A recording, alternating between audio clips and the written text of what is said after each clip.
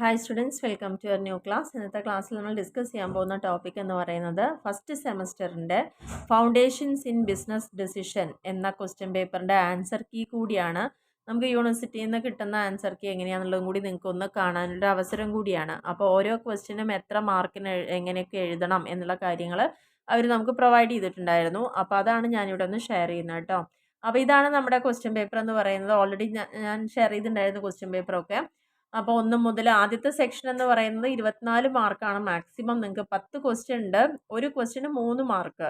അങ്ങനെ 10 എണ്ണം എഴുതുകയാണെങ്കിൽ 30 മാർക്കാണ് നിങ്ങൾക്ക് കിട്ടുക. പക്ഷേ മാക്സിമം ഈ ഒരു സെക്ഷനിൽ നിങ്ങൾ എത്ര എഴുതുകയാണെങ്കിലും മാക്സിമം എത്ര തരാൻ പറ്റുള്ളൂ, 24 മാർക്സ് വരെ കിട്ടുള്ളൂ. രണ്ടാമത്തെ സെക്ഷൻ ഇതേപോലെ തന്നെ ഒരു ക്വസ്റ്റ്യൻ 6 മാർക്കാണ്. അങ്ങനെയാണെങ്കിൽ ഇവിടെ നമ്മൾ ഇത്രയും ക്വസ്റ്റ്യൻ അറ്റൻഡ് ചെയ്യുകയാണെങ്കിൽ നമുക്കത് മാർക്ക് അധികമായിരിക്കും കിട്ടുക. 2, 4, 6, 8 ക്വസ്റ്റ്യൻ വരുന്നുണ്ട്. അപ്പം 48 മാർക്കാണ് ഇവിടെ ടോട്ടൽ വരിക. പക്ഷെ മാക്സിമം നിങ്ങൾക്ക് തരാവുന്നത് എത്രയാണ്? 36 മാർക്ക് വരെയാണ് നമുക്ക് സെക്കൻഡ് സെക്ഷനിൽ വരുന്നത്. ഇനി സെക്ഷൻ സിയിലേക്ക് പോവുകയാണെങ്കിൽ 19ാമത്തെ ക്വസ്റ്റ്യൻ, അതായത് എസ് എ ക്വസ്റ്റ്യൻ ആണ്. 2 എണ്ണം വരുന്നുണ്ട്. ഒരു എസ് എക്ക് 10 മാർക്ക് വീതമാണ്. നിങ്ങൾ ഏതെങ്കിലും ഒരു ക്വസ്റ്റ്യൻ നിങ്ങൾക്ക് അറ്റൻഡ് ചെയ്താൽ മതിയാകും. ഇവിടെ നമുക്ക് അങ്ങനെ ഒരു ഓപ്ഷൻ ഇല്ല. അപ്പോൾ ഇത്ര എഴുതിയാലും ഇത്ര മാർക്ക് കിട്ടുന്നുള്ള ഓപ്ഷൻ ഇല്ല. പകരം നിങ്ങൾ ഇതിൽ ഏതെങ്കിലും ഒരു എസ് എ 10 മാർക്കിനുള്ളത് എഴുതുക എന്നുള്ളതേ ഉള്ളൂ കേട്ടോ. അപ്പോൾ ക്വസ്റ്റ്യൻ പേപ്പറിൻ്റെ ഈ കാര്യങ്ങളെ കുറിച്ചൊക്കെ നമ്മൾ ഓൾറെഡി ഡിസ്കസ് ചെയ്തിട്ടുണ്ടായിരുന്നു. അപ്പോൾ ക്വസ്റ്റ്യൻ ആൻസറിലേക്ക് പോവാം. ഇതാണ് ആൻസർ കീ തന്നിട്ടുണ്ടായിരുന്നത്. അപ്പോൾ അതിൽ ഫസ്റ്റ് ചോദ്യം എന്ന് പറയുന്നത് പ്രോസ് ആൻഡ് കോൺസ് അനാലിസിസ് എന്താണെന്നുള്ളതുണ്ട്. അപ്പോൾ ഞാൻ ഡീറ്റെയിൽ ആയിട്ട് തന്നെ എൻ്റെ ഒരു ക്വസ്റ്റ്യൻ ആൻസർ കീ ചെയ്തിട്ടുണ്ടായിരുന്നു. നമ്മുടെ ടെക്സ്റ്റ് വെച്ചിട്ട് തന്നെ ചെയ്തതാണ്. എന്നിരുന്നാലും ഇത്രയും പോയിന്റ്, അതായത് 3 പോയിന്റ് എങ്കിലും മെയിനായിട്ട് ആ ഒരു ക്വസ്റ്റ്യനിൽ, അതായത് ഫസ്റ്റ് നമ്മുടെ സെക്ഷനിൽ വരുമ്പം ഇമ്പോർട്ടൻ്റ് ആയിട്ടുള്ളൊരു 3 പോയിന്റെങ്കിലും ഉണ്ടാവുക. എന്നാൽ മാത്രമാണ് നമുക്ക് ആ ഒരു 3 മാർക്ക് അവിടെ സ്കോർ ചെയ്യാൻ പറ്റുള്ളൂ. പ്രോസ് ആൻഡ് കോൺസ് അനാലിസിസ് പറഞ്ഞാൽ അതൊരു ഡിസിഷൻ മേക്കിംഗ് ടൂളാണ്. ഓപ്ഷൻസിനെ ഇവാലുവേറ്റ് ചെയ്യാനുള്ളത്. ഇതിൽ നമുക്ക് ഓരോന്നിൻ്റെയും അഡ്വാൻറ്റേജും ഡിസഡ്വാൻറ്റേജും ലിസ്റ്റ് ചെയ്യാനുള്ള ഓപ്ഷൻ ഉണ്ട്. ആൻഡ് അതിനുശേഷം നമുക്കൊരു ഇൻഫോംഡ് ഡിസിഷൻ ബാലൻസ് ചെയ്യുക എന്നുള്ളതാണ് പറയുന്നത്. രണ്ടാമത് സെൻട്രൽ ടെൻഡൻസി എന്താണെന്നുള്ളതായിരുന്നു. സ്റ്റാറ്റിസ്റ്റിക്കൽ കൺസെപ്റ്റ് ആണത്. സെൻറ്റർ, ഒരു ഡാറ്റ സെറ്റിൻ്റെ ഏറ്റവും മിഡിൽ പോയിന്റ് ഏതാണെന്നുള്ളത് അത് നമ്മൾ കണ്ടെത്താൻ 3 മാർഗ്ഗങ്ങളാണ് ഉപയോഗിക്കാറുള്ളത്. മീൻ, മീഡിയൻ, മോഡ് എന്ന് പറയുന്നത്. മീൻ എന്ന് പറഞ്ഞാൽ എന്താ, അതൊക്കെ ഇവിടെ കുറച്ചൊന്ന് എക്സ്പ്ലെയിൻ ചെയ്ത് എഴുതണം. അവർ ഷോർട്ടായിട്ട് മാത്രം തന്നതാണ്. മീൻ എന്ന് പറഞ്ഞാൽ തന്ന വാല്യൂസിൻ്റെ എല്ലാത്തിൻ്റെ ആവറേജ് ആണ്. മീഡിയൻ എന്ന് പറയുമ്പോൾ ഒരു ഡാറ്റയെ നമ്മൾ ഓർഡർ ചെയ്ത് കഴിഞ്ഞാൽ അതിൻ്റെ മിഡിൽ പോയിന്റ് ആണ് മീഡിയൻ എന്ന് പറയുന്നത്. മോഡ് എന്ന് പറഞ്ഞു കഴിഞ്ഞാൽ ഒരു ഡാറ്റ സെറ്റിൽ ഏറ്റവും അധികം റിപ്പീറ്റ് ചെയ്യുന്നത് ഏതാണോ അതാണ് മോഡ് എന്ന് പറയുന്നത്. അപ്പോൾ ഇങ്ങനെയാണ് നമ്മൾ സെൻട്രൽ ടെൻഡൻസി കാൽക്കുലേറ്റ് ചെയ്യുക എന്ന് പറയുന്നത്. മൂന്നാമത്തെ ക്വസ്റ്റ്യനിൽ ഡിസിഷൻ മേക്കിംഗ് എന്താണെന്ന് ചോദിച്ചിട്ടുണ്ട്. അപ്പോൾ ഏറ്റവും നമുക്ക് ഒരുപാട് ഓൾട്ടർനേറ്റീവ്സ് നമ്മുടെ മുമ്പിലുണ്ടെങ്കിലും അതിലത്തെ ബെസ്റ്റ് വൺ സെലക്ട് ചെയ്യുന്ന പ്രോസസ്സാണ് ഡിസിഷൻ മേക്കിംഗ് എന്ന് പറയുന്നത്. അതിനുള്ള 4 സ്റ്റെപ്പുകളും കൂടി എഴുതി വയ്ക്കുക. Identifying the problem, information gather ചെയ്യുക, ഓപ്ഷൻസ് ഇവാലുവേറ്റ് ചെയ്യുക, നല്ലൊരു ചോയ്സ് നമ്മൾ ചെയ്യുക എന്നുള്ളതാണ്. നാലാമത്തെ ക്വസ്റ്റ്യനിൽ എന്താണ് മാനേജ്മെൻറ്റ് എന്നുള്ളതാണ് ചോദിച്ചിരിക്കുന്നത്. The process of planning, organizing, leading and controlling resources aims to achieve organizational goals efficiently and effectively. Involves coordinating people, finance and operations. ഇത്രയും കാര്യങ്ങൾ ചേരുമ്പോഴാണ് മാനേജ്മെൻറ്റ് എന്താണെന്നുള്ളതാവുന്നത്. അഞ്ചാമത്തേൽ കോഗ്നേറ്റീവ് ബയാസസ് എന്താണെന്നുള്ളത് പറയുന്നുണ്ട്. ഇതൊരു സിസ്റ്റമാറ്റിക് ആയിട്ടുള്ളൊരു പാറ്റേൺ ആണ്. റാഷണലി ജഡ്ജ് ചെയ്യുന്ന സമയത്ത് വളരെ സിസ്റ്റമാറ്റിക് ആയിട്ട് അതിൻ്റെ ഡീവിയേഷൻസിനെ നമ്മൾ അറിയാം. Influence decision making and perception. നമ്മുടെ ഓരോ പെർസെപ്ഷനെ ബേസ് ചെയ്തിട്ടും ഡിസിഷൻ മേക്കിങ്ങിനെ ഇൻഫ്ലുവൻസ് ചെയ്യാൻ കഴിവുള്ള ഒരു സംഭവം കൂടിയാണ് ഈ ഒരു ബയാസസ് എന്ന് പറയുന്നത്. അതിൻ്റെ എക്സാമ്പിൾസ് കൺഫർമേഷൻ ബയാസും ആങ്കറിങ് ബയാസും. നമ്മൾ ഒത്തിരി ബയാസ് പഠിച്ചിട്ടുണ്ട്. പിന്നെ രണ്ട് ബയാസ് അവർ കൊടുത്തു എന്ന് മാത്രമേ ഉള്ളൂ. കൺഫർമേഷൻ ആകുമ്പോൾ എന്താ വെച്ചാൽ ഒരു ഇൻഫർമേഷൻ നമ്മൾ കിട്ടാൻ വേണ്ടി വെയിറ്റ് ചെയ്യുക, ഒരു തീരുമാനം എടുക്കാൻ വേണ്ടിയിട്ട്. ആങ്കറിങ് ബയാസ് എന്ന് പറഞ്ഞു കഴിഞ്ഞാൽ ആ ഒരു ആദ്യം നമുക്ക് കിട്ടുന്ന ഇൻഫർമേഷനിൽ തന്നെ നമ്മൾ ഭയങ്കരമായിട്ട് ഡിപ്പെൻഡ് ചെയ്യുക, അല്ലെങ്കിൽ അതിനെ തന്നെ റിലൈ ചെയ്യുക എന്നുള്ളതാണ് പറയുന്നത്. ആറാമത്തെ ക്വസ്റ്റ്യനിൽ പ്രോഗ്രാംഡ് ഡിസിഷൻസ് എന്താണെന്ന് ചോദിച്ചിട്ടുണ്ടായിരുന്നു. അതായത് റുട്ടീൻ ഡിസിഷൻസ് ആണ് അവിടെ പ്രധാനമായിട്ടും. അതിൻ്റെ പ്രൊസീജിയറും ഗൈഡ് ലൈൻസും ആണ്. റിപ്പീറ്റേറ്റീവായി ചെയ്തുകൊണ്ടിരിക്കുന്ന കാര്യങ്ങൾക്കുള്ള ഡിസിഷൻസ് ആണ്. സ്ട്രെയിറ്റ് ഫോർവേഡ് ആണ്. ആൻഡ് ഇതിലൊരു ഇൻഡെപ്ത് ആയിട്ടുള്ള അനാലിസിസോ ക്രിയേറ്റിവിറ്റിയോ ഒന്നും ആവശ്യമില്ല എന്നാണ് പറയുന്നത്. അവർ വളരെ ക്രിസ്പായിട്ടാണ് പോയിന്റുകൾ തന്നിരിക്കുന്നത്. അതിൻ്റെ അർത്ഥം നിങ്ങൾ ഇങ്ങനെ മാത്രം എഴുതുക എന്നുള്ളതല്ല, ഈ കാര്യങ്ങളെങ്കിലും അതിലുണ്ടായിരിക്കണം എന്നാണ് അവിടെ സൂചിപ്പിക്കുന്നത്. ഏഴാമത്തെ ക്വസ്റ്റ്യനിൽ പ്ലാനിങ് എന്താ ചോദിച്ചിട്ടുണ്ട്. ഒബ്ജക്റ്റീവ്സ് സെറ്റ് ചെയ്യുക, ആക്ഷൻ എന്താണ് വേണ്ടത് ഡിറ്റർമിൻ ചെയ്യുക, അതിനാണ് പ്ലാനിങ് എന്ന് പറയുന്നത്. ഫ്യൂച്ചർ കണ്ടീഷൻസിനെ ഫോർകാസ്റ്റ് ചെയ്യുക, റിസോഴ്സിനെ ഐഡൻറ്റിഫൈ ചെയ്യുക, അതേപോലെ ഡീറ്റെയിൽഡ് ആയിട്ടുള്ള ആക്ഷൻ സ്റ്റെപ്സ് ഡെവലപ്പ് ചെയ്യുക. ഇതൊക്കെയാണ്. എട്ടാമത്തെ ക്വസ്റ്റ്യനിൽ ഇൻറ്റ്യൂഷൻ എന്താണെന്ന് ചോദിച്ചിട്ടുണ്ട്. അതായത് ഡിസിഷൻ എടുക്കുക, ഒരു കോൺഷ്യസ് റീസണിങ് ഇല്ലാതെ തന്നെ നമുക്ക് ഉള്ളിൽ ഓരോ തോന്നലുകളുടെ ബേസിൽ നമ്മൾ എടുക്കുന്ന തീരുമാനങ്ങൾ, ഗട്ട് ഫീലിങ്സ് ഓർ ഇൻസ്റ്റിങ്ക്റ്റ്, നമുക്ക് ഉള്ളിൽ നിന്നുണ്ടാവുന്ന ഒരു കുറേ ഫീലിങ്സിൻ്റെ ബേസിലാണ് ഇത്തരത്തിലുള്ള തീരുമാനങ്ങൾ എടുക്കുന്നത്. ആൻഡ് നമുക്കത് ഉണ്ടാവാനുള്ള കാരണം നമ്മുടെ തന്നെയുള്ള സബ് കോൺഷ്യസ് ആയിട്ടുള്ള ഒരു നോളേജോ അതല്ലെങ്കിൽ നമ്മുടെ ഒരു പാസ്റ്റ് എക്സ്പീരിയൻസോ ഒക്കെയാണ് ഇതിൻ്റെ റീസൺ എന്ന് പറയുന്നത്. ഒൻപതാമത്തേൽ ലീഡർഷിപ്പ് എന്താണെന്ന് ചോദിക്കുന്നുണ്ട്. അതായത് മറ്റുള്ള ആളുകളെ നമുക്ക് ഇൻഫ്ലുവൻസ് ചെയ്യാൻ പറ്റുക, അവർക്ക് വേണ്ട നിർദ്ദേശങ്ങൾ കൊടുക്കുക, അവരെ മോട്ടിവേറ്റ് ചെയ്യുക, പ്രചോദനം കൊടുക്കുക, അതിനുള്ളൊക്കെ എബിലിറ്റി തന്നെയാണ് ലീഡർഷിപ്പിൽ പറയുന്നത്.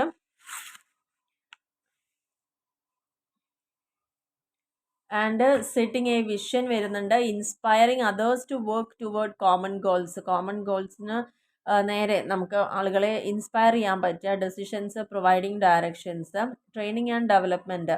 പത്താമത്തെ ക്വസ്റ്റ്യൻ, ട്രെയിനിങ് എന്താണെന്ന് എഴുതുക, ഡെവലപ്മെൻറ്റ് എന്താണ്. ട്രെയിനിങ് പറഞ്ഞു കഴിഞ്ഞാൽ ഒരു സ്പെസിഫിക് ആയിട്ടുള്ളൊരു ജോബ് റിലേറ്റഡ് സ്കില്ലിനെ നമ്മൾ ഇമ്പ്രൂവ് ചെയ്യുക അല്ലെങ്കിൽ ഫോക്കസ് ചെയ്യാം. ഡെവലപ്മെൻറ്റ് എന്ന് പറയുമ്പം aims to enhance broader personal and professional growth ആണ്. ഡെവലപ്മെൻ്റ് ആണ് കുറച്ചും കൂടി വൈഡർ ആയിട്ടൊരു കോൺസെപ്റ്റ് എന്ന് പറയുന്നത്. ട്രെയിനിങ് എപ്പോഴും നമുക്കൊരു പെർട്ടിക്കുലർ ആയിട്ടുള്ള കാര്യങ്ങളിൽ നമ്മൾ നോളജ് ഗെയിൻ ചെയ്യാനാണ്. പക്ഷേ ഡെവലപ്മെൻറ്റ് പറയുമ്പം അതൊരു വ്യക്തിയുടെ പ്രൊഫഷണൽ ലൈഫിലും പേഴ്സണൽ ലൈഫിലും ഒക്കെ വരുന്ന മാറ്റങ്ങളാണ്. Both activities help employee to perform better and prepare for future roles. Future റോളിൽ എന്ത് കിട്ടുകയാണെങ്കിലും അതിനെ അയാൾക്ക് നല്ല രീതിയിൽ കൈകാര്യം ചെയ്യാൻ ഏബിൾ ആക്കി എടുക്കുന്ന ഒരു പ്രോസസ്സ് തന്നെയാണ് ഡെവലപ്മെൻറ്റ് എന്ന് പറയുന്നത്. അപ്പോൾ 10 ക്വസ്റ്റ്യൻ്റെ ആൻസർ ഇവിടെ തന്നിട്ടുണ്ട്. സെക്ഷൻ ബിയിലേക്ക് പോവുകയാണെങ്കിൽ 11ാമത്തെ ക്വസ്റ്റ്യൻ, എന്താണ് സ്റ്റാൻഡേർഡ് ഡീവിയേഷൻ എന്ന് വീണ്ടും എടുത്തെന്ന് ചോദിച്ചിട്ടുണ്ട്. അപ്പോൾ ഡെഫിനേഷൻ ഇവിടെ കൊടുത്തിട്ടുണ്ട്. Standard deviation is A statistical measure that indicates the amount of variation or dispersion in A set of data. തന്നിരിക്കുന്ന ഒരു ഡാറ്റയിൽ എത്രത്തോളം അതിലത്തെ ഓരോ വാല്യൂസും സ്റ്റാറ്റിസ്റ്റിക്കൽ മെഷേഴ്സും ഡീവിയേറ്റ് ചെയ്ത് പോയിട്ടുണ്ട് എന്നുള്ളതാണ് നമുക്കിവിടെ അറിയാൻ സാധിക്കുക. അതിൻ്റെ ഒരു ഫോർമുല ഉണ്ടെങ്കിൽ അത് എഴുതി വയ്ക്കുക, അതിൻ്റെ യൂസസ് എഴുതുക. അപ്പോൾ ഇത്രയുമാണ് 6 മാർക്കിൻ്റെ ക്വസ്റ്റ്യനിൽ അവർ എക്സ്പെക്ട് ചെയ്യുന്ന കാര്യങ്ങളെന്ന് പറയുന്നത്. അപ്പോൾ അവിടെ സ്റ്റാൻഡേർഡ് ഡീവിയേഷൻ എന്താണെന്ന് ക്വസ്റ്റ്യൻ ചോദിക്കുമ്പോൾ അതിൻ്റെ ഡെഫിനേഷൻ, അതിൻ്റെ ഫോർമുല, അതിൻ്റെ യൂസസ് ആണ്. അവിടെ പ്രധാനമായിട്ട് 4 യൂസും കൂടി പറഞ്ഞിട്ടുണ്ട്. അതായത് ഒരു ഡാറ്റ എത്രത്തോളം സ്പ്രെഡായി കിടക്കുന്നുണ്ട് അല്ലെങ്കിൽ കൺസിസ്റ്റൻ്റ് ആണെന്ന് മെഷർ ചെയ്യാൻ വേണ്ടിയിട്ട്, അതിലെത്രത്തോളം റിസ്ക് ഉണ്ട് ആ ഒരു വേരിയേഷനിൽ അസസ് ചെയ്യാൻ വേണ്ടിയിട്ട്, ആൻഡ് കമ്പയർ ചെയ്യാൻ വേണ്ടി ഡിഫറെൻറ്റ് ഡിസാസ്റ്റേഴ്സ് വൊളാറ്റിലിറ്റി, ഡാറ്റാ സെറ്റിൻ്റെ വൊളാറ്റിലിറ്റിയും കൺസിസ്റ്റൻസിയും ഒക്കെ കമ്പയർ ചെയ്യാൻ പറ്റും.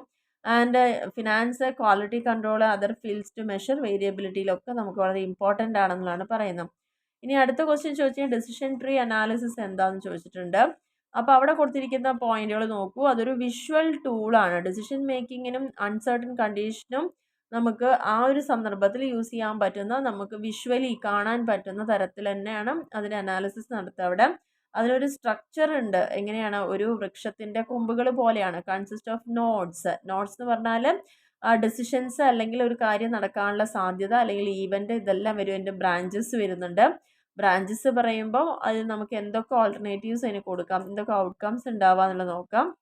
അതിൻ്റെ സ്റ്റെപ്പ് എന്ന് പറയുമ്പോൾ ഡെസിഷൻ നോഡിൽ നിന്ന് സ്റ്റാർട്ട് ചെയ്യും. അതിനുശേഷം പോസിബിൾ ഓൾട്ടർനേറ്റീവ്സും അതിൻ്റെ ഔട്ട്കംസും എഴുതും.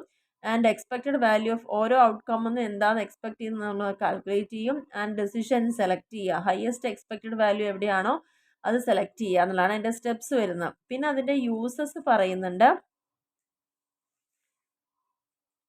Helps evaluate multiple options and their potential outcomes and useful in risk analysis and project planning എന്ന് പറയുന്നുണ്ട്. അപ്പോൾ ഇത്രയാണ് 12ാമത്തെ ക്വസ്റ്റ്യനിൽ വരുന്നത്. 13ാമത്തെ ക്വസ്റ്റ്യനിലേക്ക് വരുമ്പോൾ nature or characteristics of decision making എന്തൊക്കെയാണ് അതിൽ പറഞ്ഞിരിക്കുന്നത്? 2, 4, 6 പോയിന്റുകൾ എഴുതി എക്സ്പ്ലെയിൻ ചെയ്യാന്നുള്ളതാണ് കേട്ടോ ഇവിടെ ഉദ്ദേശിച്ചിരിക്കുന്നത്. കോംപ്ലെക്സിറ്റി ഉണ്ട് എന്നുള്ളതാണ്. ഇപ്പോൾ ഡിസിഷൻ മേക്കിംഗ് എന്ന് പറഞ്ഞു കഴിഞ്ഞാൽ എപ്പോഴും ഒരുപാട് കോംപ്ലെക്സ് സിറ്റുവേഷൻസ്, ഒരുപാട് വേരിയബിൾസ് ഉള്ളത് കൊണ്ട് തന്നെ ഉണ്ടാവാൻ സാധ്യത കൂടുതലാണ്. നമുക്കൊരിക്കലും ഒരു ഉറപ്പ് പറയാൻ പറ്റില്ല. അൺസർട്ടനിറ്റി ആണ്. Decisions are made under condition of uncertainty. നമുക്ക് എന്ത് സംഭവിക്കും എന്ന് ഉറപ്പ് പോലും ഇല്ലാത്ത ഒരു സാഹചര്യത്തിൽ നിന്നുകൊണ്ടാണ് നമ്മൾ പലപ്പോഴും പല ഡിസിഷൻ എടുക്കുന്നത് അല്ലേ. അതുകൊണ്ട് നല്ല രീതിയിൽ ഫോർകാസ്റ്റ് ചെയ്യാനും ജഡ്ജ് ചെയ്യാനൊക്കെ നമുക്ക് പറ്റണം. ആൻഡ് ഒബ്ജക്റ്റീവ് ഓറിയൻറ്റഡ് ആയിരിക്കണം. നമ്മളുടെ ലക്ഷ്യം എന്ന് പറയുന്ന ആ ഒരു തീരുമാനം എടുക്കുന്ന ആ പ്രോബ്ലംസിനെ സോൾവ് ചെയ്യാൻ കഴിവുള്ള തരത്തിലുള്ള കാര്യങ്ങളായിരിക്കണം. ടൈം സെൻസിറ്റീവ് ആയിരിക്കണം. ഡെസിഷൻസ് എപ്പോഴും ലിമിറ്റഡ് ടൈം ഫ്രെയിമിൻ്റെ ഉള്ളിലാണ് എടുക്കേണ്ടി വരിക. റിസോഴ്സ് ഡിപ്പെൻഡൻറ്റ്, കാരണം നമ്മൾ എന്ത് തീരുമാനം എടുക്കുമ്പോൾ നമ്മുടെ കയ്യിൽ എന്തുണ്ട്, നമ്മുടെ റിസോഴ്സ് എങ്ങനെയാണ്, അത് ലിമിറ്റഡ് ആണ്, അതിൻ്റെ അലോക്കേഷൻ എങ്ങനെയാണ്, അതൊക്കെ നോക്കിയിട്ട് വേണം തീരുമാനം എടുക്കാൻ. ഇറ്ററേറ്റീവ് പ്രോസസ്സ് എന്നുള്ളതാണ് പറയുന്നത്. ഇറ്ററേറ്റീവ് പ്രോസസ്സ് എന്ന് പറഞ്ഞു കഴിഞ്ഞാൽ എപ്പോഴും നമ്മൾ റീവിസിറ്റ് ചെയ്യുക, അഡ്ജസ്റ്റ് ചെയ്യുക ഡിസിഷൻസ് ഒക്കെ based on new information or outcomes. പുതിയതായിട്ടൊരു ഇൻഫർമേഷനോ ഔട്ട്കമ്മൊക്കെ കിട്ടുമ്പോൾ അതിനനുസരിച്ച് നമുക്ക് മാറ്റങ്ങൾ അല്ലെങ്കിൽ അഡ്ജസ്റ്റ്മെൻ്റ് ഒക്കെ ആ ഡിസിഷനിൽ വരുത്തേണ്ടി വരും. ഇതൊക്കെയാണ് ഡിസിഷൻ മേക്കിങ്ങിൻ്റെ പറഞ്ഞിരിക്കുന്ന നേച്ചറും ക്യാരക്ടറിസ്റ്റിക്സും. ഇതെല്ലാം ഇവർ തന്നതാണ്. നിങ്ങൾക്ക് അതല്ലാത്ത പോയിന്റ് ടെക്സ്റ്റ് ഉണ്ടെങ്കിൽ അത് എഴുതാവുന്നതാണ്.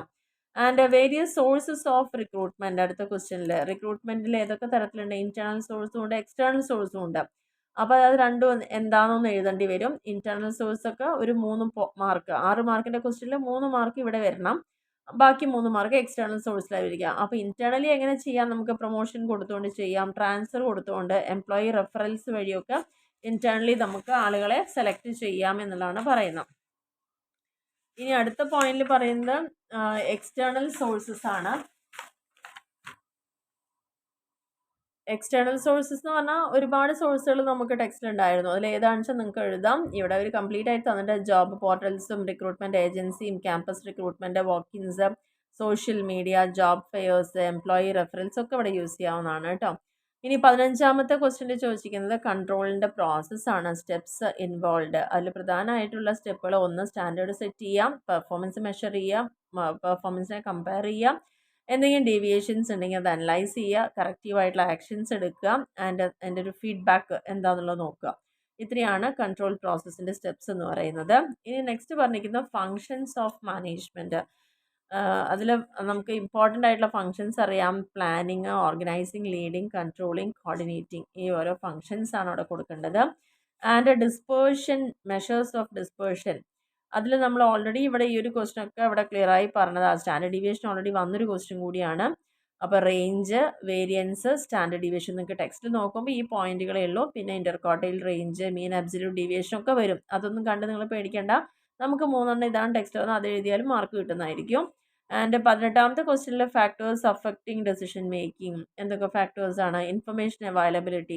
നമുക്കൊരു തീരുമാനം എടുക്കണമെങ്കിൽ വേണ്ട അളവിലുള്ള വേണ്ട സമയത്ത് നല്ല ക്വാളിറ്റിയുള്ള ഡിസിഷൻസ് അല്ലെങ്കിൽ ഇൻഫർമേഷൻസ് കിട്ടണം എന്നുള്ളതാണ്. അതിൽ റിസ്ക്കും അൺസർട്ടനിറ്റി നമുക്ക് മനസ്സിലാക്കാൻ സാധിക്കണം. ടൈം പ്രഷർ ഉണ്ടായിരിക്കും, കോഗ്നിറ്റീവ് ആയിട്ടുള്ള ബയാസസ് വരാം, ഇമോഷണൽ ആയിട്ടുള്ള ഫാക്ടേഴ്സ് ഉണ്ടായിരിക്കാം. ഇതൊക്കെ നമ്മുടെ ഡിസിഷൻ മേക്കിങ്ങിനെ അഫക്റ്റ് ചെയ്യും എന്നുള്ളതാണ് പറയുന്നത്. പിന്നെ പറഞ്ഞിരിക്കുന്നത് ഓർഗനൈസേഷണൽ കൾച്ചറാണ്. അതിൻ്റെ വാല്യൂസ്, ഓരോ ഓർഗനൈസേഷൻ്റെയും വാല്യൂസും നോംസിനനുസരിച്ചായിരിക്കും അതുണ്ടായിരിക്കാം. എക്സ്റ്റേണൽ എൻവയോൺമെൻറ്റ് അതിനെ അഫക്റ്റ് ചെയ്യുന്നുണ്ട് തീർച്ചയായിട്ടും. എക്കണോമിക് കണ്ടീഷനും മാർക്കറ്റ് ട്രെൻഡും പൊളിറ്റിക്കൽ ഫാക്ടേഴ്സും ഒക്കെ ഇമ്പാക്റ്റ് ചെയ്യും. റിസോഴ്സുകൾ വേറൊരു ഘടകമാണ്. നമ്മുടെ കൈവശമുള്ള നമ്മുടെ ഫിനാൻസും ഹ്യൂമൻ റിസോഴ്സും മെറ്റീരിയലും എല്ലാം അതിനെ ബേസ് ചെയ്തിട്ടാണ് തീരുമാനങ്ങൾ ഉണ്ടാവുന്നത്. സെക്ഷൻ സിയിലേക്ക് പോവുകയാണെങ്കിൽ എസ് എ ക്വസ്റ്റ്യൻ ആണ്. അപ്പോൾ ഇവിടെ 2 എസ് എ ക്വസ്റ്റ്യൻ നമുക്ക് കിട്ടിയിട്ടുണ്ടായിരുന്നത്. 19ാമത്തെ ക്വസ്റ്റ്യനിൽ പ്ലാനിങ്ങിൻ്റെ ഇമ്പോർട്ടൻസ് എന്താ ചോദിച്ചിട്ടുണ്ട്, വേരിയസ് ടൈപ്സ് ഓഫ് പ്ലാൻസും ചോദിച്ചിട്ടുണ്ട്. അപ്പോൾ നിങ്ങൾ ഒരു എസ് എങ്ങനെ എഴുതണം എന്നുള്ളത് കൃത്യമായിട്ട് ഇവിടെ പറഞ്ഞു തന്നിട്ടുണ്ട്. ഫസ്റ്റ് നമ്മളോട് പറഞ്ഞിരിക്കുന്ന ക്വസ്റ്റ്യൻ. അപ്പോൾ നിങ്ങൾക്ക് ഇവിടെ ശരിക്കും പ്ലാനിങ് എന്താണെന്നൊന്ന് എഴുതാം കേട്ടോ. കാരണം ആ ഒരു പോയിന്റ് എഴുതുകയാണെങ്കിൽ അവിടെ നമുക്കൊരു മാർക്കൊക്കെ കിട്ടാനുള്ള സാധ്യത ഉണ്ട്. അപ്പോൾ പ്ലാനിങ് എന്താണെന്ന് എഴുതി, എപ്പോഴും എന്ത് ടോപ്പിക്ക് കിട്ടുമ്പോഴും ജസ്റ്റ് ആ ടോപ്പിക് എന്താണെന്ന് എഴുതിയിട്ട് എസ് എ ക്വസ്റ്റൊക്കെ പ്രത്യേകിച്ച് അങ്ങനെ എഴുതി തുടങ്ങാം. അപ്പോൾ പ്ലാനിങ് എഴുതുക. അതിൻ്റെ ഇമ്പോർട്ടൻസ് നമുക്ക് ഡയറക്ഷൻ പ്രൊവൈഡ് ചെയ്യുന്നു, അൺസർട്ടനിറ്റി റെഡ്യൂസ് ചെയ്യാൻ പറ്റുന്നു, റിസോഴ്സ് അലോക്കേഷന് ഹെൽപ്പ് ചെയ്യുന്നുണ്ട്, കോർഡിനേഷനെ ഇമ്പ്രൂവ് ചെയ്യുന്നുണ്ട്, ഡിസിഷൻ മേക്കിങ്ങിന് നല്ലൊരു സഹായമാണ്, മോണിറ്റർ ചെയ്യാനും കൺട്രോൾ ചെയ്യാനും ഹെൽപ്ഫുള്ളാണ്, മോട്ടിവേഷൻ ബൂസ്റ്റ് ചെയ്യാൻ സാധിക്കും. ഇതൊക്കെയാണ് നല്ലൊരു പ്ലാനിങ് ഉണ്ടെങ്കിൽ നമുക്ക് കിട്ടുന്ന കാര്യങ്ങളെന്ന് പറയുന്നത്. ഇനി അടുത്തൊരു ക്വസ്റ്റ്യൻ, അതായത് നമ്മുടെ ക്വസ്റ്റ്യനിലെ ഇമ്പോർട്ടൻസ് എന്താണെന്നും വേരിയസ് ടൈപ്സും ആണ് ചോദിച്ചിരിക്കുന്നത്. അപ്പോൾ ഇനി ആ ടൈപ്സ് ഓഫ് പ്ലാൻസ് ഏതാണെന്നുള്ളത് കൃത്യമായിട്ട് എഴുതിയിട്ട് അത് എക്സ്പ്ലെയിൻ ചെയ്യുക എന്നുള്ളതാണ് കേട്ടോ. അപ്പോൾ ഇവിടെ 2, 4, 6, 7 പോയിന്റ് ഇവിടെ എഴുതുക. അപ്പോൾ 5 മാർക്ക് അതിനും വരും, 5 മാർക്ക് ഈ ടൈപ്സിനും തരുന്നുള്ള പോലെയാണ് അവർ അലോക്കേറ്റ് ചെയ്തിരിക്കുന്നത്. അതിൽ ഡിഫറെൻറ്റ് ടൈപ്സ് ഓഫ് പ്ലാൻ പറഞ്ഞാൽ സ്ട്രാറ്റജിക് പ്ലാൻ എന്താണെന്നുള്ളത് എഴുതുക. അതിൽ 2 പോയിന്റ് കൊടുത്തിട്ടുണ്ട്. ലോങ് ടേം പ്ലാൻ ആണ്, അതേപോലെ ഓവറോൾ ഡയറക്ഷൻ ഒബ്ജക്റ്റീവ്സിനൊക്കെ ബാധിക്കുന്നതാണ്. 3 to 5 വർഷം വരെ നമ്മൾ കാര്യങ്ങൾക്ക് വേണ്ടി സെറ്റ് ചെയ്യുന്ന പ്ലാനാണ് സ്ട്രാറ്റജിക് പ്ലാൻ എന്ന് പറയുന്നത്. മെയിനായിട്ടും മാർക്കറ്റ് എക്സ്പാൻഷനും മെർജ് ചെയ്യാനും ലോങ് ടേം ഗ്രോത്തിനൊക്കെ വേണ്ടി എടുക്കുന്നതാണ്. രണ്ടാമത് ടാക്റ്റിക്കൽ പ്ലാൻ ആണ്. ടാക്റ്റിക്കൽ പ്ലാൻ പറഞ്ഞാൽ ഷോർട്ട് ടേം പ്ലാൻ ആണ്. സ്ട്രാറ്റജിക് പ്ലാനിനെ നമുക്ക് ഇംപ്ലിമെൻറ്റ് ചെയ്യണമെങ്കിൽ വേണ്ട പ്ലാനുകളാണ് ടാക്റ്റിക്കൽ പ്ലാൻ. അത് മെയിനായിട്ട് ഫോക്കസ് ചെയ്യുന്നത് സ്പെസിഫിക് ഡിപ്പാർട്ട്മെൻറ്റിനെയോ ടീമിനെ അവരുടെയൊക്കെ അതിന് ബേസ് ചെയ്തിട്ട് 1 to 3 ഇയേഴ്സ് വരെയാണ്. 1 to 3 മുതലാണ് ഇവിടെ 3 to 5 വരെയാണ് കാലയളവ്. ഓപ്പറേഷണൽ പ്ലാൻ എന്ന് പറഞ്ഞാൽ നമ്മുടെ ഡേ ടു ഡേ എന്ത് കാര്യങ്ങൾ ചെയ്യണം എന്നുള്ളതിനെക്കുറിച്ച് പ്ലാൻ ചെയ്യുക, റുട്ടീനായിട്ടുള്ള ആക്ടിവിറ്റി ഓപ്പറേറ്റ് ചെയ്യുക. അത് പക്ഷേ വളരെ ഹൈലി ഡീറ്റെയിൽഡ് ആണ്. ഷോർട്ട് ടേം ആയിട്ട് ഏകദേശം ഒരു ദിവസത്തേക്കുള്ള കാര്യങ്ങൾ ഒരാഴ്ചയിലേക്ക് ഒരു മാസത്തേക്ക് വരെ ചെയ്യാവുന്നതാണ് ഓപ്പറേഷണൽ പ്ലാൻ എന്ന് പറയുന്നത്.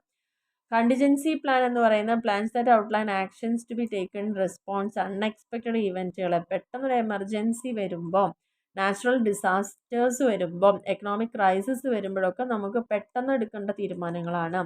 കാരണം react swiftly to crisis while minimising damage. നമുക്ക് എന്തെങ്കിലും ഒരു ആഘാതം നമ്മുടെ ബിസിനസ്സിലേക്ക് വരികയാണെങ്കിൽ നമ്മളത് മിനിമൈസ് ചെയ്യാൻ, എങ്ങനെ ഡാമേജിനെ മിനിമൈസ് ചെയ്യാമെന്നൊക്കെ കരുതിക്കൊണ്ടെടുക്കുന്ന പ്ലാനുകളാണ്.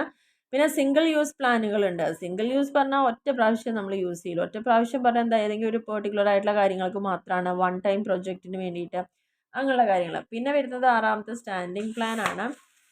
സ്റ്റാൻഡിങ് പ്ലാൻ എന്ന് പറയുമ്പം അത് നിലവിൽ നമ്മൾ തുടങ്ങിയ ആ സമയം പോലെ തന്നെ ഇപ്പോഴും അത് ഉപയോഗിച്ച് വരുന്നുണ്ടെങ്കിൽ അതിനെ തന്നെയാണ് സ്റ്റാൻഡിങ് പ്ലാൻ എന്ന് പറയുന്നത്.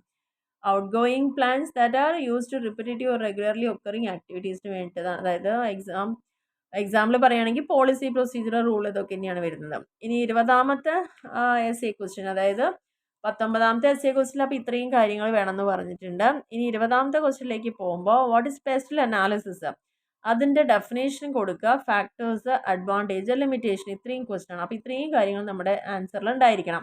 പെസ്റ്റൽ അനാലിസിസ് എന്താണെന്ന് ഡിഫൈൻ ചെയ്യുക. ഓക്കെ, അതാണ് ഫസ്റ്റ്. ഞാൻ പറഞ്ഞില്ലേ നേരത്തെ എന്ത് ചോദിച്ചാലും അത് എന്താണെന്ന് ആദ്യം എഴുതി കൊടുക്കുക, എന്തിനു വേണ്ടി ഇത് ചെയ്യുന്നു എന്നുള്ളത്. പ്രധാനമായിട്ടും മാക്രോ എൻവയോൺമെൻറ്റൽ ഫാക്ടേഴ്സിനെ ഐഡൻറ്റിഫൈ ചെയ്യാനാണ്.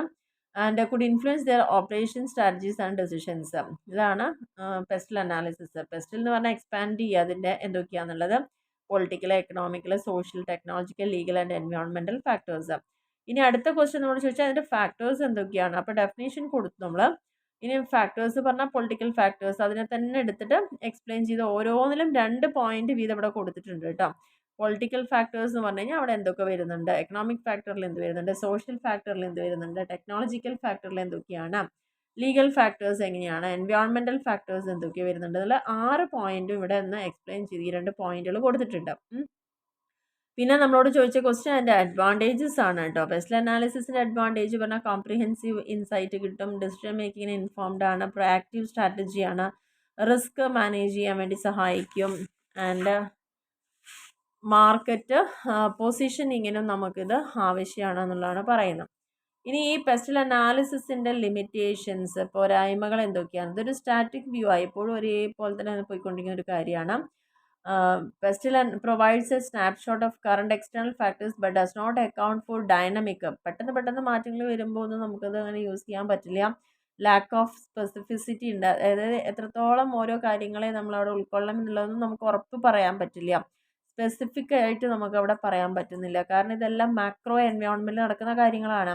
ടൈം കൺസ്യൂമിങ് ആണ്, ഒരുപാട് സമയം എടുക്കും ഇതിൻ്റെ കാര്യങ്ങൾ. ഈ പെട്ടെന്നുള്ള ഈ മാറ്റങ്ങളൊക്കെ വരുമ്പോൾ അത് അതിനനുസരിച്ച് ചേഞ്ച് ചെയ്യാന്ന് പറഞ്ഞാൽ ബുദ്ധിമുട്ടുള്ള കാര്യമാണ്. ഓവർ എംഫസിസ് എപ്പോഴും കൊടുക്കുന്ന ഏത് ഫാക്ടറിനാണ്, എക്സ്റ്റേണൽ ഫാക്ടേഴ്സിനാണ് ഇവർ കൂടുതൽ പ്രാധാന്യം കൊടുക്കുന്നത്. സബ്ജക്റ്റീവ് ഇൻ്റർപ്രിട്ടേഷനാണ്, ഇത് ഓരോ വ്യക്തികളും അവർക്ക് തോന്നുന്ന രീതിയിലാണ് അതിനെ എന്ത് ചെയ്യുന്നത്, ഇൻ്റർപ്രിറ്റ് ചെയ്യുന്നത്. ഇഫക്റ്റീവ്നെസ് ഈ അനാലിസിസ് എങ്ങനെയുണ്ട് എന്നുള്ളതൊക്കെ ഒരു പേഴ്സൺ ആരാണോ ഇത് വർക്ക് ചെയ്യുന്നത് അവരുടെ ജഡ്ജ്മെൻറ്റിനെ ബേസ് ചെയ്തായിരിക്കും ഇതിൻ്റെ ഇൻ്റർപ്രിട്ടേഷൻ എന്ന് പറയുന്നത്. അപ്പോൾ ഇത്രയാണ് നമ്മുടെ ഫൗണ്ടേഷൻ ബിസിനസ് ഡെസിഷൻസിൻ്റെ ആൻസർ കീ എന്ന് പറയുന്നത്. അപ്പോൾ എന്തായാലും ഇതും കൂടി ഒന്നിവിടെ അപ്ലോഡ് ചെയ്തിട്ടുണ്ട്. അപ്പോൾ എല്ലാവരും ഒന്ന് കാണുക. ഇനി രണ്ടാമത് നിങ്ങൾക്ക് ഇമ്പ്രൂവ് ചെയ്യണമെങ്കിലോ അല്ലെങ്കിൽ അതിൻ്റെ നോട്ടിഫിക്കേഷൻ വന്നത് ഓൾറെഡി ഞാൻ പോസ്റ്റ് ചെയ്തിട്ടുണ്ട്. അപ്പോൾ ആർക്കെങ്കിലും എക്സാം ഒന്നുകൂടി എഴുതി നന്നായി മാർക്ക് ഇമ്പ്രൂവ് ചെയ്യണമെന്നുണ്ടെങ്കിൽ എത്രയും പെട്ടെന്ന് ഒരു മാസത്തിനുള്ളിൽ തന്നെ കോൾ ഫോർ ചെയ്യും എന്നുള്ളതാണ് നമ്മൾ അറിഞ്ഞ വിവരം എന്ന് പറയുന്നത്. അപ്പോൾ നിങ്ങൾക്ക് സമയം പോവാതെ തന്നെ പെട്ടെന്ന് മാർക്കും സ്കോർ ചെയ്യാം. അതുപോലെ ഫെയിലിയർ ആയ കുട്ടികൾക്കും വലിയ ബുദ്ധിമുട്ടില്ലാണ്ട് തന്നെ അപ്പം തന്നെ എഴുതിയെടുക്കാൻ പറ്റുന്ന ഒരു സാഹചര്യമാണ് യൂണിവേഴ്സിറ്റി നമുക്കിപ്പോൾ പ്രൊവൈഡ് ചെയ്തിരിക്കുന്നത്. അപ്പോൾ അതിന് മുന്നോടിയായിട്ടാണ് അവർ ആദ്യം ചോദിച്ചിരിക്കുന്നത് പേപ്പർ നിങ്ങൾക്ക് കാണണോ അല്ലെങ്കിൽ നിങ്ങൾക്കത് ഒന്നുകൂടി റിവാല്യൂ ചെയ്യണോ, അതിനുള്ള ലിങ്കും ഡേറ്റും ഒക്കെ കൊടുത്തിട്ടുണ്ട്. അപ്പോൾ അങ്ങനെ ആവശ്യമുള്ള ആൾക്കാർ അത് യൂട്ടിലൈസ് ചെയ്യുക ഈ ഒരു അവസരം, അത്രേ പറയാനുള്ളൂ. എന്തായാലും ഈ ഒരു ക്വസ്റ്റ്യൻ പേപ്പർ എല്ലാവരുടെയും നമ്മൾ ആൻസർ കീ ഒന്ന് ഇടാം. അതിന് ശേഷം സെക്കൻഡ് സെമസ്റ്ററിൻ്റെ ക്ലാസ്സുകളും തുടങ്ങുന്നതായിരിക്കും. നമുക്ക് കിട്ടിയ ടെക്സ്റ്റ് ബുക്കിൻ്റെ അവൈലബിലിറ്റിക്ക് അനുസരിച്ച് എന്തായാലും മാക്സിമം എക്സാം ആകുമ്പോഴേക്കും ചെയ്യാം. കാരണം മാർച്ച് 28 വരെയാണ് നിങ്ങൾക്ക് യൂണിവേഴ്സിറ്റി അലൗ ചെയ്തിരിക്കുന്ന സെമസ്റ്ററിൻ്റെ ടൈം എന്ന് പറയുന്നത്, ടൈം പീരീഡ്. അപ്പോൾ തീർച്ചയായിട്ടും നിങ്ങളുടെ എക്സാം ഡേറ്റ് ഏപ്രിൽ 2 പറയുന്നത്. അത് അതുപോലെ തന്നെ നടക്കുമെന്ന് തന്നെയാണ് നമുക്ക് പ്രതീക്ഷിക്കേണ്ടത്. അപ്പോൾ ആ രീതിയിൽ തന്നെ അതെല്ലാ കാര്യങ്ങളും ഒന്ന് പ്രിപ്പയർ ചെയ്യുക കേട്ടോ. അപ്പോൾ ഈ പറഞ്ഞ കാര്യങ്ങളെല്ലാം നിങ്ങൾക്ക് മനസ്സിലായെന്ന് വിചാരിക്കുന്നു. Okay, thank you.